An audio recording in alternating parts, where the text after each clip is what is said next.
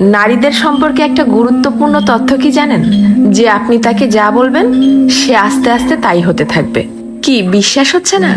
এই যেমন ধরেন আপনি তাকে বললেন যে তুমি দেখতে কিন্তু ভারী মিষ্টি, তখন সে পরিপাটি হয়ে নিজেকে আরো গুছিয়ে রাখা শুরু করবে। আপনি যদি তাকে ভালো বলেন সে আরো ভালো হতে থাকবে। আপনি যদি বলেন যে তোমার মনের মধ্যে অনেক মায়া, ভালোর জন্য তুমি নিমেষেই যে কোনো কিছু কুরবানি দিতে পারো, তখনও সে সেটা রপ্ত করতে শুরু করবে। কিন্তু যখনই আপনি তার খুঁত ধরা শুরু করবেন, তার ছোট ছোট ভুলগুলোকে বড় বানিয়ে তাকে সবার সামনে অপমান করে ছোট করবেন, সে এটা পারে না, সে ওটা করে না, সে একজন বেয়াদব, সে একজন অসভ্য, মুখে মুখে তর্ক করে, সে একজন মারাত্মক রাগী তেজি জিদ্দি মহিলা, এ ধরনের কথাগুলো যখন তাকে কষ্ট দিয়ে বলবেন, সে কিন্তু আস্তে আস্তে তাই হতে থাকবে। কারণ তখন সে ইতোমধ্যেই জেনে গেছে যে আমার আর ভালো কিছু প্রকাশ করার মতো কিছু নেই।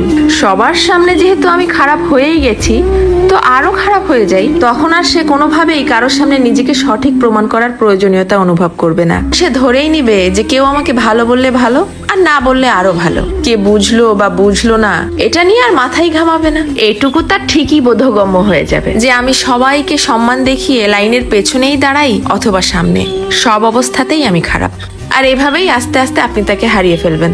আর একজন নারী কখনোই একদিনে বা একটা কারণে নিজেকে সরিয়ে নেয় না, এর পেছনে থাকে কোটি কোটি কারণ। এজন্যই কথাই আছে না যে কথাতেই জয় আবার কথাতেই ক্ষয়। কারো ভুল ধরিয়ে দিতে হয় একান্তে, সবার গোপনে। আর কারো প্রশংসা করতে হয় তাকে সামনে রেখেই সবার সামনে। কারো প্রশংসা করাও কিন্তু একটা মহৎ গুণ, যা মানুষের স্বভাব এবং আচরণকে নিমিষেই পরিবর্তন করতে পারে। মানুষ কথা তো বলতে শিখে যায় 2 বছরে, কিন্তু কোন কথা কোথায় কিভাবে বলতে হবে সেটা হয়তো শেখা হয় না 50 বছরেও। এটাও কিন্তু মানুষের জীবনের একটা বড় ব্যর্থতা।